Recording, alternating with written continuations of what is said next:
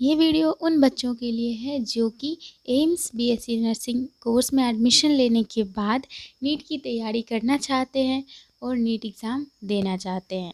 तो यहाँ पर कविता और दिशा पूछ रही हैं कि नर्सिंग में एडमिशन लेने के बाद वो सीट लीव करेंगी तो उन्हें पेनल्टी तो नहीं लगेगी, या फिर कविता पूछ रही हैं कि इस कोर्स को ज्वाइन करने के बाद क्या उनको एडिक्वेट टाइम मिल पाएगा जिसमें वो नीट की तैयारी कर सकती हैं।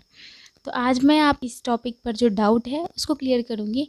सो बने रहिए वीडियो में एंड तक, और अगर आप इस चैनल पे नए हैं तो चैनल को सब्सक्राइब कर लीजिए, क्योंकि मैं आपके सभी डाउट्स टाइम टू टाइम, सभी नहीं भी हो पाते होंगे, 98% मुझे विश्वास है कि मैं कोशिश करती हूँ सबका रिप्लाई करूँ, सबके डाउट्स क्लियर करूँ। तो आपको भी कुछ डाउट है तो आप मुझे कमेंट बॉक्स में पूछ सकते हैं, या फिर आप मुझे इंस्टा पर फॉलो करके वहाँ भी पूछ सकते हैं। तो चलिए शुरू करते हैं आज का वीडियो।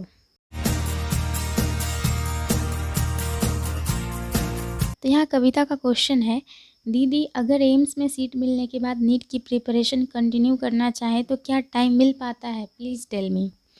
तो देखिए, यहाँ जितने भी बच्चे आते हैं ना, उनमें से 85% ऐसे स्टूडेंट्स होते हैं जिन्हें नीट ही निकालना होता है, जिनका मेन फोकस होता है कि मुझे डॉक्टर बनना है, पर किसी कारण से वो बन नहीं पाते। ठीक है, मार्क्स नहीं आ पाते उनके स्टेट कट ऑफ के अकॉर्डिंग, या फिर जो भी हो, तो फिर वो सोचते हैं 1-2 ड्रॉप ले लिया, नहीं हो पा रहा है तो चलो ठीक है, टाइम वेस्ट क्यों करें, ये कर लेते हैं, देखेंगे वहाँ एडमिशन लेने के बाद नीट की प्रिपरेशन करेंगे। तो 20% बच्चे तो शुरू में एकदम सोच के रखते हैं कि नेक्स्ट ईयर मुझे नीट देना ही है, लेकिन यहाँ पर क्या हो जाता है, टाइम का थोड़ा सा हो जाता है प्रॉब्लम।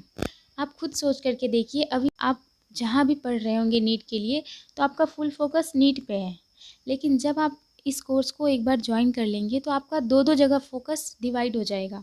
आपको यहाँ भी देखना है, क्योंकि आप इसको पूरी तरह नहीं छोड़ सकते। अगर आप इस कोर्स को ज्वाइन किए हैं तो आपको लेक्चर अटेंड करना ही होगा, अटेंडेंस पूरी करनी ही होगी, फिर आपको जो क्लिनिकल पोस्टिंग है वो जाना ही होगा। तो ये सब कुछ करते हुए आपको नीट का प्रिपरेशन करना होगा। लेकिन अगर आप 1 साल और ड्रॉप लेते हैं तो फिर ये होगा कि आप कर लिए नीट कंप्लीट तो बहुत अच्छी बात है, तब तो है ही, मतलब तब तो बहुत बढ़िया है।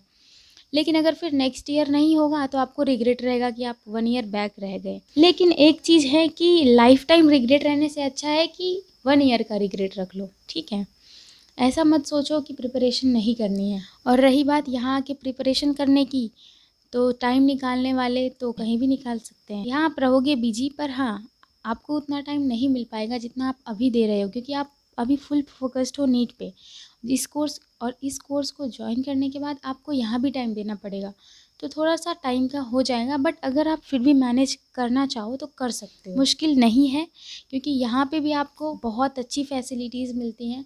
कुछ नहीं करना होता है आपको, बस पढ़ाई थोड़ी सी करनी होती है जो आप वो कर सकते हो। साइड से आप नीट के लिए पढ़ सकते हो अगर आपको जुनून है तो। पैशन बहुत ज़रूरी है, क्योंकि आपको टाइम निकालना मुश्किल होगा, और अगर अंदर से आपके है कि नहीं मुझे नीट करना ही है तो टाइम निकल जाएगा, फिर कोई दिक्कत नहीं आएगी। तो ये कविता का डाउट हो गया क्लियर। अब यहाँ दिशा पूछ रही हैं कि मैंने अगर नर्सिंग में एडमिशन लिया और नीट में हो भी गया तो क्या मैं बीएससी नर्सिंग सीट लीव कर सकती हूँ, और कोई पेनल्टी तो नहीं लगेंगी ना। तो यहाँ आपको मैं बता दूं कि आपको पेनल्टी देनी होगी, 1 लाख की पेनल्टी आपको देनी होती है सीट छोड़ने पर। फिर भी अगर आप सोच लिए हैं कि हाँ मुझे डॉक्टर ही बनना है तो 1 लाख कोई बड़ी चीज़ नहीं है। आपको अच्छे से प्रिपरेशन करनी चाहिए। अगर आप ड्रॉप नहीं लेना चाहते हैं तो ज्वाइन करके कीजिए प्रिपरेशन, टाइम निकाल के कीजिए। तो आई होप कि कविता और दिशा का डाउट क्लियर हो गया होगा। और आप भी कुछ पूछना चाहते हैं तो मुझे कमेंट बॉक्स में या फिर इंस्टा पे फॉलो करके पूछ सकते हैं। इंस्टा आईडी आपको डिस्क्रिप्शन में मिल जाएगी। और फ्रेंड्स, अगर आप इस चैनल पे नए हैं तो चैनल को सब्सक्राइब कर लीजिए और बेल आइकन को भी ज़रूर टैप कर लीजिएगा, क्योंकि इस टाइप के नए नए वीडियोज़ इस चैनल पर आते रहते हैं। तो मिलते हैं नेक्स्ट वीडियो में, तब तक के लिए बाय एंड टेक केयर।